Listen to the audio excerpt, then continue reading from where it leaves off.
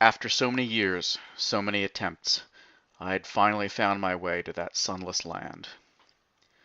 You want to ask why I would search for such a place? Why does anyone search for anything? Money, perhaps, or fame? Recognition can be such a powerful motivator. Yes, I think that in my case it was recognition. For what is a man who is unknown? You cannot say, nor can I, nor can anyone, for he is unknown.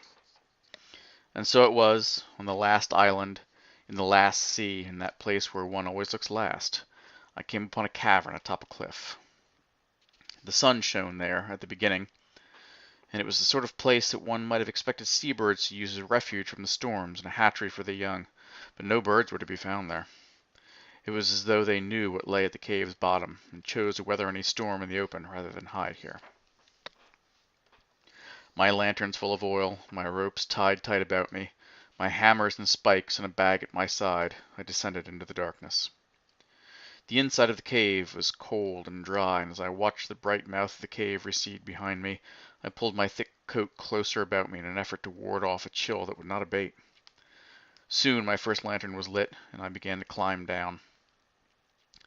At first the air grew colder, and colder still, threatening to numb my hands and send me tumbling from the steep rock face I found myself on.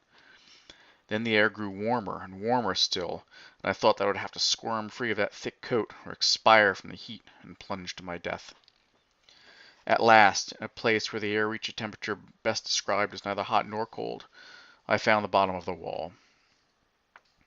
From there I walked for at least another day, down through twisting passages that grew alternately so enormous in their breadth that I could scarcely tell one end from the other, or so small as to threaten to trap me within them forever. And again I reached a place where the passages were neither great nor small, and from there I walked another day. Soon the passages became quite rough in their composition, their floors slicing through the soles of my shoes and into the flesh of my feet. When at last descended, the passages grew quite smooth, and every step on my blood-smeared feet might have sent me sliding down some steep incline to a fatal crash at the bottom. Soon I reached a place where the passages were neither rough nor smooth, and I pressed on for another day. At last, as my rations grew dangerously low, and the wick of my final lantern guttered almost to nothingness, I saw the cave open up ahead of me, and realized that I had come to the edge of a vast chamber. Spread out on the cavern floor below me was a city, one composed of square buildings, all of the same height and all windowless. As I descended into the city streets, I beheld its denizens, gray, shapeless forms that might once have been men, wandering to and fro.